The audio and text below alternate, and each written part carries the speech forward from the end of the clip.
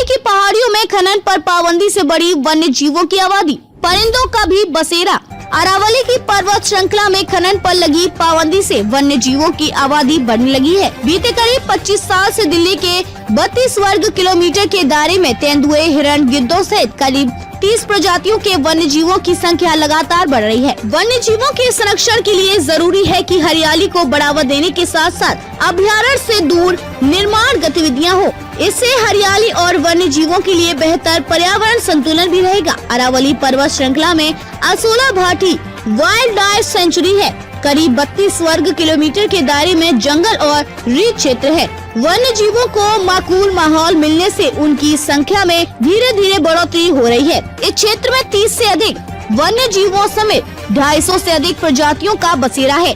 हर साल प्रवासी पक्षी भी यहाँ आते हैं। कंजर्वेशन एजुकेशनल सेंटर के असिस्टेंट डायरेक्टर सुहेल मदान के मुताबिक अरावली क्षेत्र में खनन पर पाबंदी लगाए जाने के बाद वन्य जीवों की तादाद बढ़ने लगी है। उन्हें रहने के लिए माकूल माहौल मिले तो संख्या में और भी बढ़ोतरी हो सकती है। अगर वन क्षेत्र कम होंगे तो इससे पर्यावरणीय संतुलन बिगड़ने का खतरा बढ़ेगा।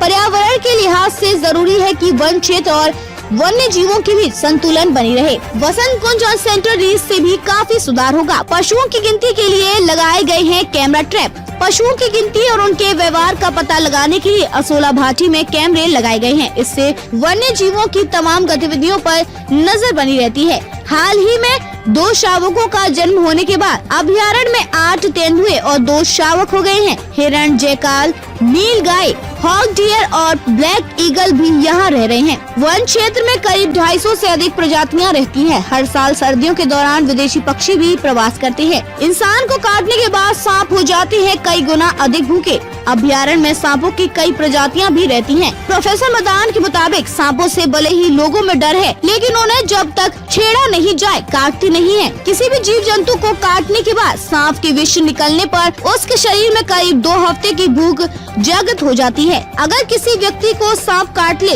तो विष छोड़ने के बाद निगल नहीं सकता है। ऐसे में किसी इंसान को अगर सांप काट ले तो उसकी भूख कई गुना बढ़ जाती है। अगर उसे लंबे समय तक खाना नहीं मिले तो सांप मर भी सकता है। चूहा या दूसरे जीवों को काटने के बाद उसे भोजन के तौर पर निगल लेता है। इससे भूख की भरपाई होती है।